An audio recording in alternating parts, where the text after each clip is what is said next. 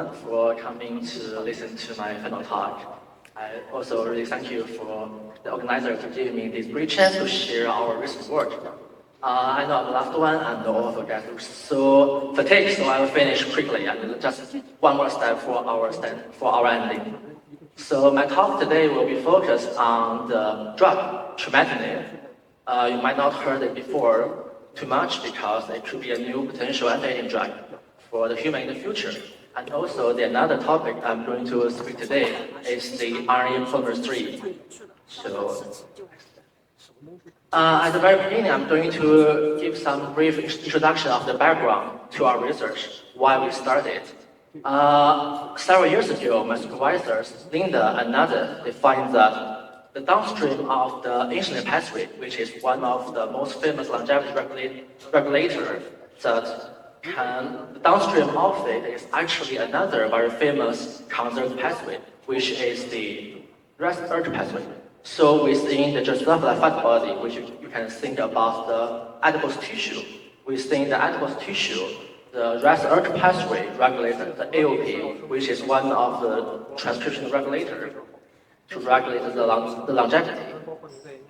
But what's more, the most important part with this research is actually the proof that for this rest urge signaling is druggable. So when you use the FDA-approved drug Trametinib to inhibit this rest urge pathway, actually this can lead to the extension of the longevity. However, there's still several questions left behind of this research.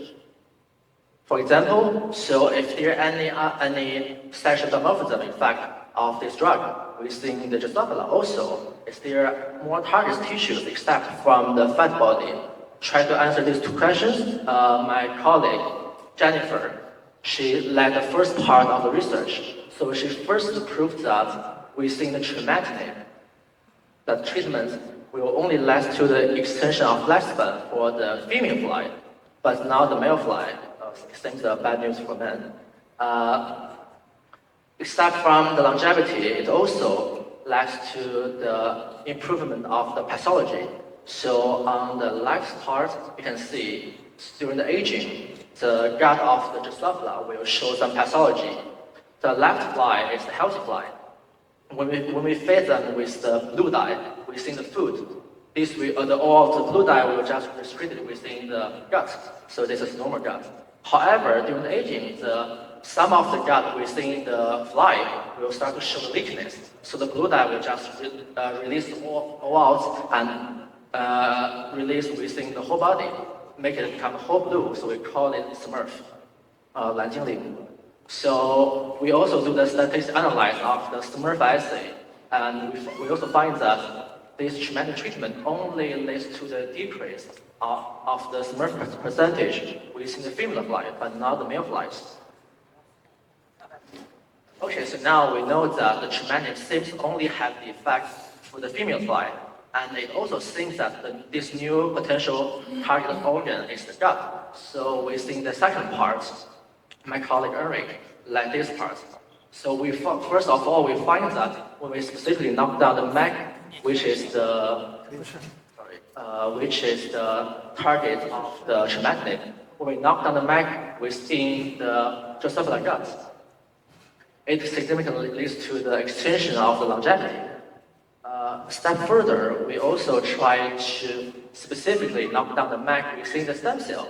It also leads to the longevity extension, accompanied with the decrease of the Smurf, which means it also improves the health span condition.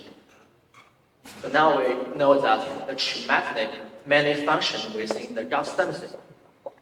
So the final question left here is, what exactly happened within the gut stem cell? Try to answer this part of the question and led the final part of the research. Several years ago, there's one of the very interesting research gave us a good hint that within the Drosophila S2 cell, the rest urge pathway can regulate the MAF1. So MAF1 is the poster repressor. So it can regulate the MAF1 to directly regulate the transcription of the poster.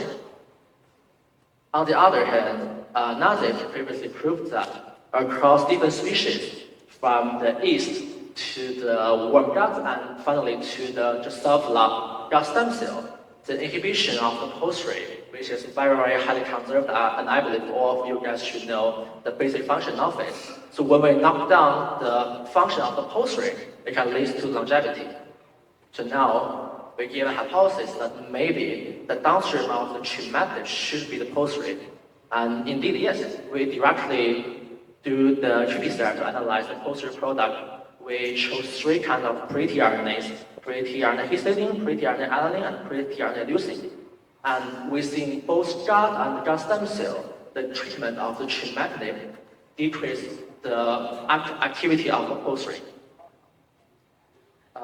Step forward, besides of the Pol III activity, we also combine the trametinib treatment with the Pol III inhibition. As for the red line, so this is the gut stem cell specific knockdown of the Pol III. The green line is the treatment of the trametinib only.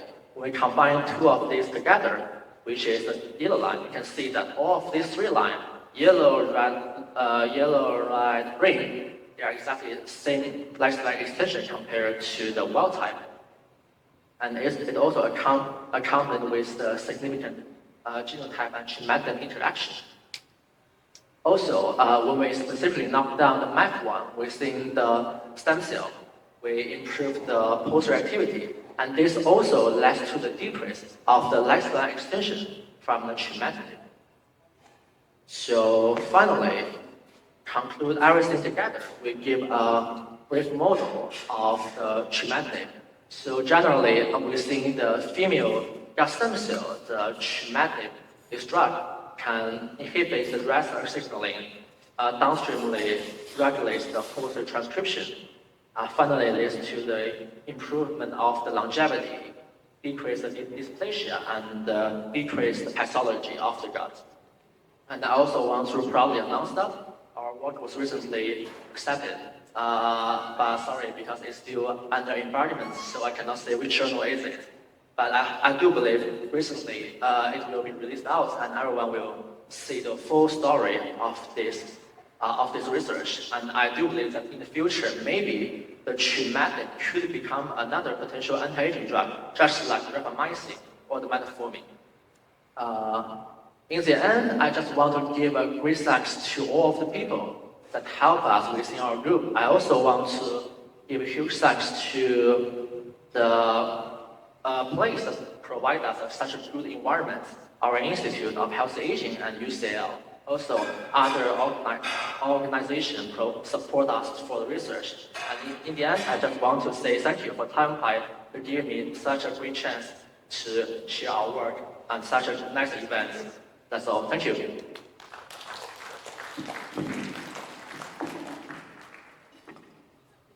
感谢许博文，也欢迎观众朋友们抓住今天最后一次提问机会，积极交流。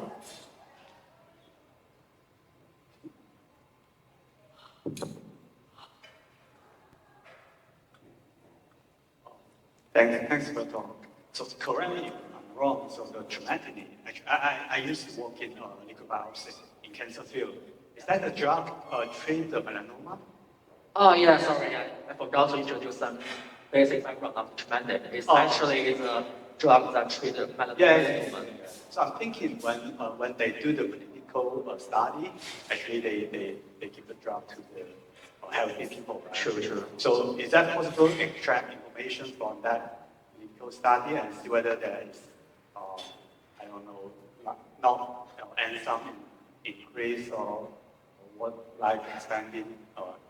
I have to say, yeah, thank you. I have to say this is really a very good question because actually I provided one slide trying to discuss more potential of this kind of research. And I was just worried about the time limitation, so I deleted this page. Okay. But you are totally right.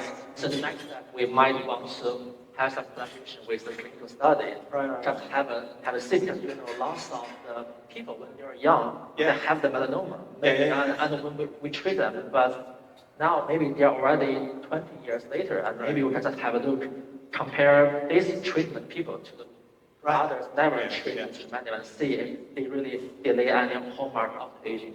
Yeah.